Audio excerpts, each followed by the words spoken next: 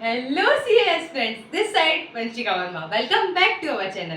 तो चलिए आज हम बात करने वाले हैं कि हमें हमारी थ्योरी सब्जेक्ट्स को कैसे प्रिपेयर करना है, थ्योरी सब्जेक्ट की पढ़ाई कैसी करनी है, उनको कैसे प्लान करना है। तो आज हम उसके बारे में बात करने वाले हैं।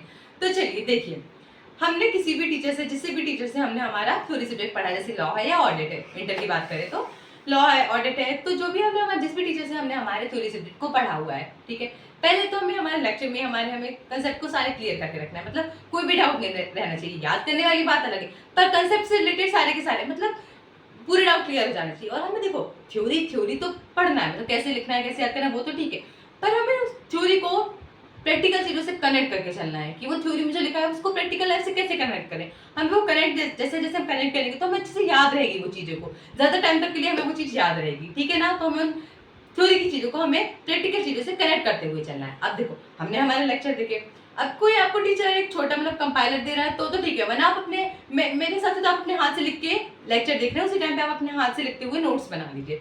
क्योंकि देखो, एक बार आपको मॉड्यूल से रीड करना तो जरूरी है, या भी आप जिस टीचर से ले रहे हो उसकी बुक को रीड करना जरूरी है, पर एट द लास्ट टाइम पे आपको वो 1.5 दिन में आप एक एक लाइन तो पढ़ने से रहे, आप वो एक एक लाइन नहीं पढ़ पाएंगे। तब आपको क्या मदद करेगी, वो जो आपके हाथ से लिखे हुए नोट्स है ना, आपको फिर वो मदद करेंगे। वो मैं बताऊंगी आपको नोट्स कैसे बनाना, किस तरीके से बनाना चाहिए, पर मैं बता रही हूँ कि अभी कि जैसे आपने लेक्चर देखे, आपको उसी टाइम पे अपने हाथ से नोट्स बनाने जाना है। क्यों? क्योंकि वो 1.5 दिन में आप एक एक लाइन नहीं पढ़ पाएंगे, आपको नोट्स से ही मदद करनी पड़ेगी। वही नोट्स आपको आगे चल के मदद करने वाले हैं, इसलिए आप अपने नोट्स को अच्छे तरीके से प्रिपेयर करके रखिए कि आपको आखिरी के दिन में यही पढ़ना है, सिर्फ यही पढ़ के आप पेपर देने जाने वाले। इस तरीके से आपको वो नोट्स लिखना, सब मतलब सब इंपॉर्टेंट चीज आनी चाहिए, पर कंसाइज वे में, क्या आपको बस वो वर्ड देख के आपको याद आ जाए कि ये क्या था, ठीक है ना। ये बात होती है आपको अपने नोट्स को प्रिपेयर करने की, ठीक है। उसके बाद देखो, आपने क्वेश्चन मतलब कंसेप्ट पढ़ लिए, ठीक है, पर याद कैसे करोगे? तो आपको हर चीज को एक मेमोरी ट्रिक से कनेक्ट करना कि हाँ, इस चीज की मेमोरी ट्रिक ये है, इस चीज की मेमोरी ट्रिक ये है। क्योंकि देखो, पढ़ के हर बच्चा जाता है, मेन बात क्या है, याद रहने की।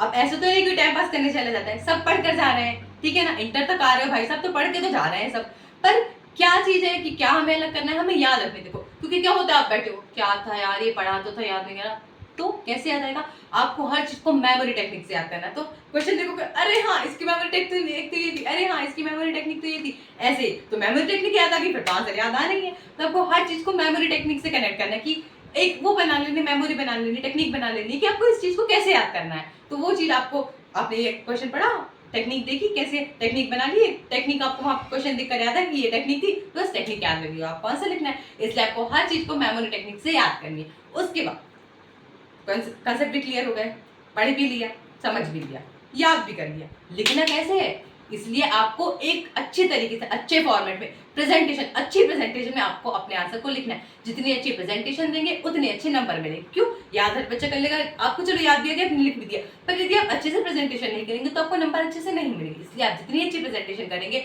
अच्छे से जो कीवर्ड्स उनको हाईलाइट कर दीजिए, ऐसे तरीके से आप अच्छे तरीके से प्रेजेंटेशन करेंगे। फैक्ट, प्रोविजन, रेफरेंस, कंक्लूजन, सब कुछ अलग अलग अच्छे सिस्टमेटिक रेफरेंस देंगे, पहले फैक्ट लिखेंगे, प्रोविजन लिखेंगे, कंक्लूजन क्या होते हैं ये हम देखते हैं आगे, मैं अच्छे से बता दूंगी आपको कैसे प्रेजेंट करना है, ठीक है ना, अलग वीडियो में बता दूंगी।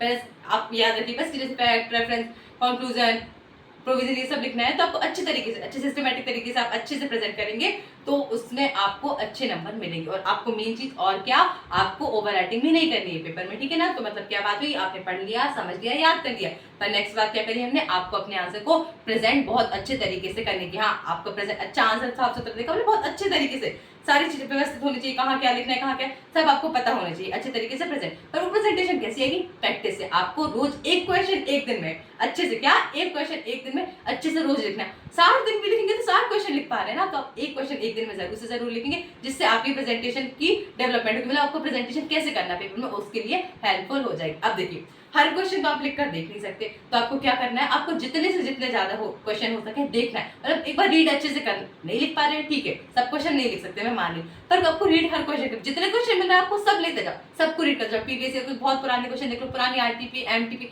सब देख लो, हर क्वेश्चन को रीड करना। मतलब आपको पेपर में किसी भी क्वेश्चन को देख के ऐसा नहीं लगना चाहिए भाई ये तो नया क्वेश्चन है, नहीं, हर क्वेश्चन को देख के आपको क्या लगना चाहिए, भाई साहब ये क्वेश्चन तो मेरा देखा हुआ है। और जब देखो वो क्वेश्चन आ जाता है तो भाई अलग ही कॉन्फिडेंस आ जाता है, मतलब मानो मतलब अलग ही लेवल का कॉन्फिडेंस आ जाता है अपने अंदर कि भाई ये क्वेश्चन तो देखा हुआ है। देखो, अनजान क्वेश्चन आता है तो अपने ऊपर एक प्रेशर आ जाता है कि भाई क्या हो सकता है, प्रोविजन में कंफ्यूजन रहता है, ये लगना है, ये लगना है। पर देखा हुआ क्वेश्चन रहता है तो आपको मतलब एटलीस्ट ये तो पता होता है कि क्या है इसका आंसर, किस तरीके से लिखना है वो उस टाइम पे डिपेंड करता है कि आप कैसे प्रेजेंटेशन करो, उसके हिसाब से नंबर मिलेगा।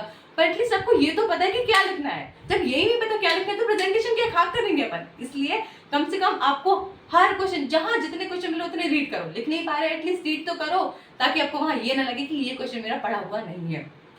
ये कुछ बेसिक सी बात करी है हमने हमारे लॉ के, मतलब लॉ या ऑडिट के, मतलब थ्योरी पेपर के से रिलेटेड। ठीक है ना, आपको किस तरीके से उनको पढ़ना है, किस तरीके से प्लान करना है, याद करना है। अब हम एक अलग वीडियो बनाएंगे जिसमें हम ये देखना है कि हमें हमारे थ्योरी आंसर को कैसे प्रेजेंट करना है, कैसे प्रेजेंट करना है किसको, हमारे थ्योरी के आंसर को, प्रैक्टिकल आंसर को भी कैसे प्रेजेंट करना है। तो चलिए मिलते हैं हमारे नेक्स्ट वीडियो में, तब तक के लिए बाय बाय।